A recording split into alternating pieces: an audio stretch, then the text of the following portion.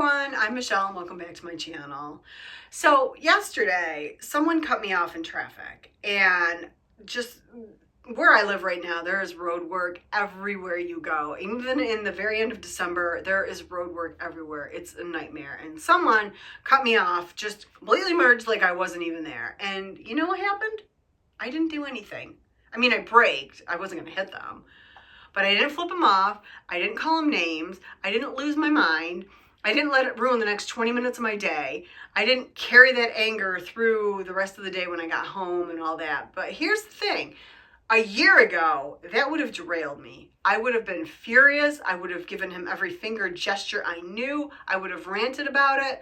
I would have let some stranger's careless moment steal my peace for the rest of the day. But I didn't. Something fundamental has changed in how I move through the world, and it comes down to this one truth. My reaction is my choice. Not sometimes. Not when things are easy. Always. And today, I want to talk about what that actually means, because it's one of the most powerful and often misunderstood concepts in personal development. This isn't toxic positivity. This isn't about pretending everything is fine. This is about reclaiming your power in a world that constantly tries to control how you feel. But before we get started, I'm Michelle and I'm so glad you're here. If you enjoyed today's video, please boop that like button's nose and subscribe. All right, moving on. Before we go any further, let me be super clear about what my reaction is my choice does not mean. Because there's a lot of garbage advice out there that sounds similar but is actually harmful. And this does not mean that you should never feel negative emotions, or that other people's actions don't affect you, or that you should just choose happiness and bypass pain. It doesn't mean you're weak if something bothers you, or that you have to be positive all the time. If someone tells you that you should just choose not to be sad about something that's genuinely painful, they're selling you snake oil. That's not how emotions work, and that's not what we're talking about here. What we are talking about is the space between what happens to you and how you respond to it. That space exists, it's real, and most of us spend our entire lives not even knowing that it's there. So we think that a thing happens and I feel a certain way and I react accordingly. We think it's automatic, inevitable. And we say things like, they made me so angry, or that ruined my day. I had to respond that way. But here's the truth. There's a moment, sometimes a split second, sometimes longer, between the thing that happens and your response to it. And in that moment, you have more power than you realize. That moment is where your freedom lives. There's this concept that I learned about that helped change my perspective. It's about the gap between stimulus and response. So something happens, which is the stimulus, and then you respond. And we've been conditioned to believe that the stimulus automatically determines the response. So someone insults you, you get angry. Someone disappoints you, you get sad. Someone cuts you off in traffic, you get furious. So cause and effect, right? But it's not that simple, because if it were automatic, everyone would respond the same way to the same stimulus, but they don't. So 10 people could get the same critical email from their boss, and one person spirals into anxiety, another gets defensive and angry, another thinks, okay, this is feedback I can work with, and another doesn't even take it personally. They just see it as their boss having a bad day. Same stimulus, 10 different responses. Why? Because between the stimulus and the response, there's a gap. And in that gap, you get to choose. Now, I'm not saying the choice is always easy. I'm not saying you won't feel the initial flash of emotion. You probably will. Your body will react. Your heart might race. You might feel that surge of anger or that drop in your stomach. And that's normal. That's human. That's your nervous system doing its job. But here's where your power comes in. You get to choose what you do with that feeling. You get to choose whether you feed it or let it pass, act on it or observe it, let it control you, or use it as information. That feeling happens to you. The reaction is by you. That's the difference. So if we have this power, why do so many of us give it away? Why do we let other people's actions, traffic jams, bad weather, and internet connections control our emotional state? Well, one reason is that it feels good to blame. And let's be honest, there's something satisfying about saying, you made me feel this way. It lets us off the hook. It means we're not responsible for our emotional state. It means if we're miserable, it's because of all these external things we can't control. But here's the problem with that. If other people control how you feel, then you're powerless. You're just a pinball bouncing off whatever comes at you. You've given away all your agency to circumstances and other people's choices. Another reason is that we've practiced automatic reactions for years. Your brain is efficient, and when something happens repeatedly and you respond the same way, your brain creates a pattern, a shortcut. Eventually, the reaction feels automatic because you've practiced it so many times. So someone criticizes you, you get defensive. You've done it 1,000 times. It's a groove in your brain. But here's the news about patterns. You can create new ones. It takes practice and awareness, but you can absolutely rewire these automated responses. Another reason is that we confuse feelings with facts. This is huge. We think, I feel disrespected, therefore I was disrespected and I must respond accordingly. But feelings aren't facts. Feelings are information. Sometimes useful information, sometimes misleading information, but always just information. You can feel disrespected and still choose a response that serves you.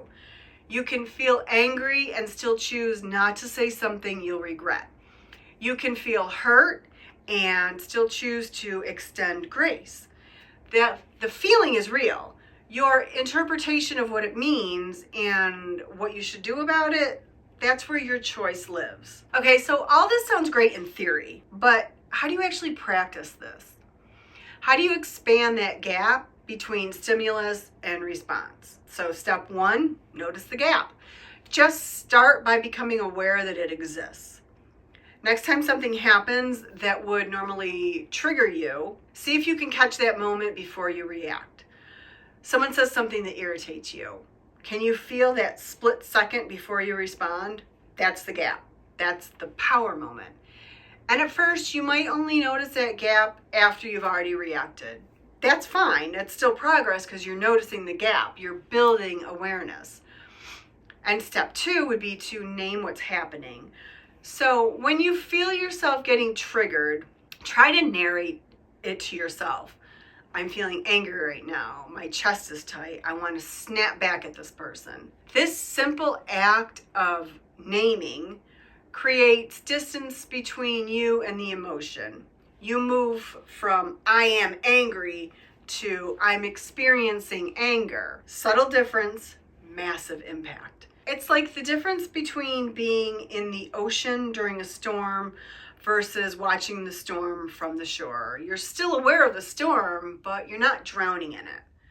So ask yourself, what response would serve me best? Not what do I want to do right now? Because right now you might want to tell someone off or slam a door or spiral into anxiety. So ask yourself, what response would actually serve my goals? What response would I be proud of later? What response aligns with who I want to be? Sometimes the answer is to express your feelings calmly.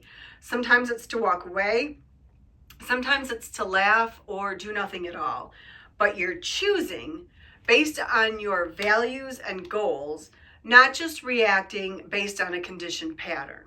So practice with small stuff first. Don't start with the huge triggers. Your difficult family member, your toxic coworker, or your deepest insecurities. Start with minor annoyances, the slow checkout line, the parking spot someone took from you, the minor inconveniences. These are your training grounds. Practice noticing the gap, choosing your response, and proving to yourself that you have the power. Then as you build that muscle, you can take it on bigger challenges. So be patient with yourself. You're going to mess this up a lot. You're going to react automatically, say the thing you didn't want to say, spiral when you want to stay grounded. And that's not failure, that's being human. That's part of the practice. Everything takes practice. The goal isn't perfection. The goal is increasing your awareness and expanding your range of possible responses. Even if you catch yourself 10% of the time at first, that's 10% more freedom than you had before. So what actually changes when you start living from this principle? What difference does it make in your real life? Well, you stop being a victim of circumstances. And this is the big one. When you realize that people or events can't make you anything, they can invite feelings, but you're choosing whether to accept that invitation, you stop feeling powerless. Bad things still happen, and people still do inconsiderate things. Life still throws curveballs, but none of that has the power to make you miserable. You're no longer at the mercy of every external circumstance. Your relationships improve dramatically. When you stop expecting other people to manage their emotions for you, everything changes. You stop needing people to walk on eggshells around you. You stop punishing people for triggering feelings that are ultimately yours to manage. You can hear criticism without falling apart. You can experience disappointment without meaning the relationship is broken. You can disagree with someone without making them out to be the villain. You experience way more peace. And here's something nobody tells you. You don't find peace by controlling your circumstances. You find peace by changing your relationship with your circumstances. When you stop letting every little thing hijack your emotional state, you get to experience so much more calm. Not because your life is perfect, but because you're not at war with reality anymore. You might become the person you want to be, and that might be the most important part. When you stop reacting automatically to everything, you're not really showing up as yourself. You're showing up as your conditioning, your patterns, your reflexes. But when you create that space between stimulus and response, you get to ask, what do I want to be in this moment? And then you get to choose that person. That's real integrity. That's real authenticity. Not being whoever your emotions tell you to be, but being who you consciously choose to be. And look, I'm not perfect at all. I still have moments when someone says something and I'm reacting before I even realize it. Quite a bit. I still have days where I let circumstances pull me around like a puppet. But those moments are getting fewer and farther between, because I've proven to myself over and over and over and over that I have more power than I thought. That the gap between stimulus and response is real. That my reaction is genuinely my choice. And that's incredibly freeing. So here's my challenge to you. Just for the next 2 hours, practice noticing the gap. Just noticing the gap. When something happens that would normally trigger you, even if it's something small, see if you can catch that moment before you react. Just notice it. You don't have to change anything. Just notice that the space exists. So drop a comment and let me know, what's your biggest trigger? What's the thing that usually gets an automatic reaction from you? Let's talk about it.